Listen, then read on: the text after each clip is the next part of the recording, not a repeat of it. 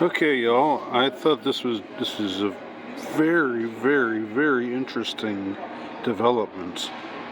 You know about Tucker Carlson getting fired by Fox. I don't need to belabor the fact that that's happened, but I'm going to show you a couple of things that I think point to a real realignment, or maybe just underline or underscore the realignment that is taking place right now, politically, culturally, otherwise.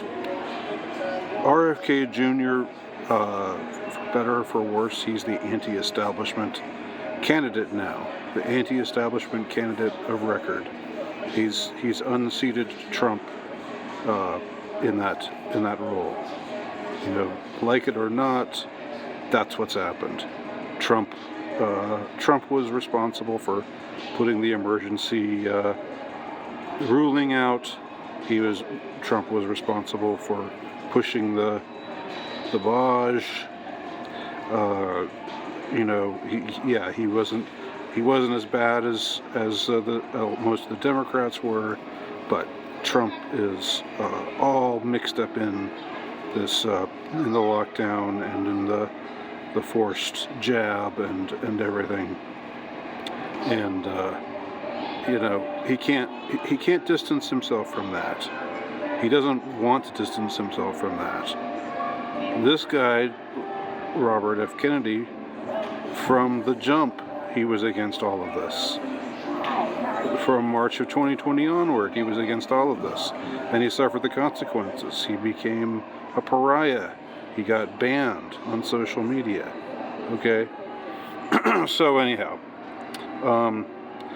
so this is what RFK Jr. had to say about Tucker Carlson's getting canned. Fox fires Tucker Carlson 5 days after he crosses the red line by acknowledging that the TV networks pushed a deadly and ineffective vaccine to please their pharma advertisers. Carlson's breathtakingly courageous April 19 monologue broke TV's two biggest rules. Tucker told the truth about how greedy pharma advertisers controlled TV news content, and he lambasted obsequious newscasters for promoting jabs they knew to be lethal and worthless. For many years, Tucker has had the nation's biggest audience, averaging 3.5 million, 10 times the size of CNN. Fox just demonstrated the terrifying power of Big Pharma. Wow. I mean, he reaches across the line, reaches across party lines. Tucker Carlson's a right-wing guy. Kennedy's, a Democrat. Still, a liberal on most issues, but on a couple of issues, he's broken with the establishment, broken hard with the establishment. Those issues happen to be, red line issues. Just like people were saying in 2015, 2016 that immigration, that Trump assailing mass immigration was a red line issue, and there was some truth to that then, of course. Still is some truth to it now, but I would say that red line issue, while still important, has been replaced by the dirty dealings of the last 3 years, pushed by the usual suspects. And so that's what Kennedy has to say about Tucker Carlson's firing. And now let's look at the good old National Review. No one did this to Tucker Carlson. No one did this to Tucker Carlson, says the National Review.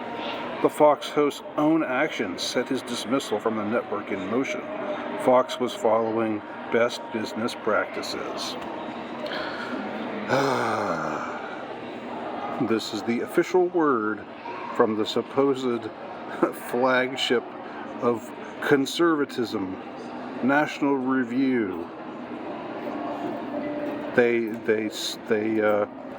throw Tucker Carlson under the bus, and they say, "Hey, Fox had to do it.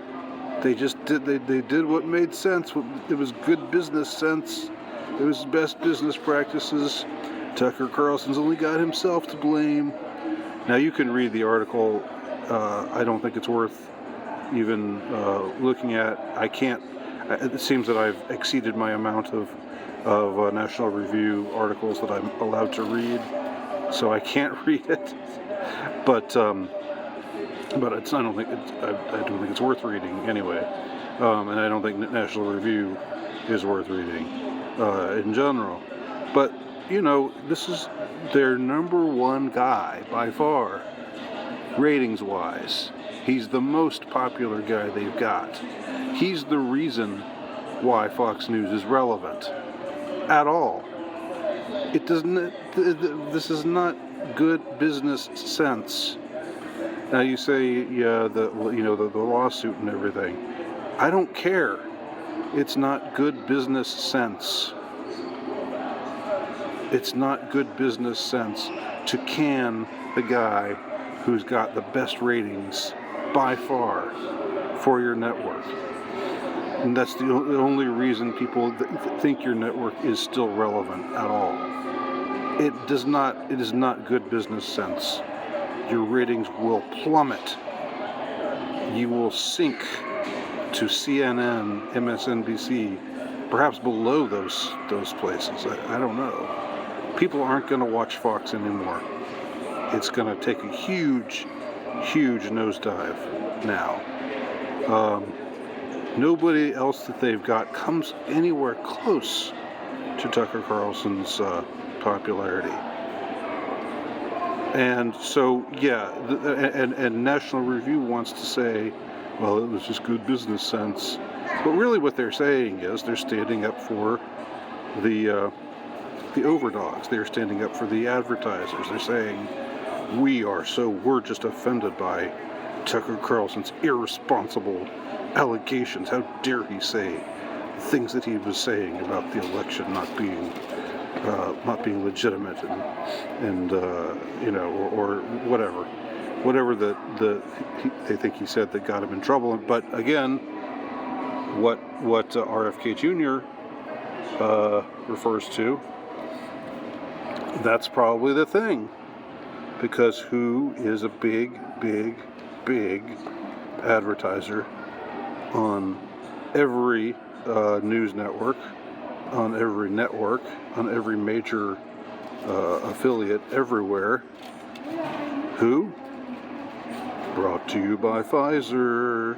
That's your hint. Yes, Big Pharma.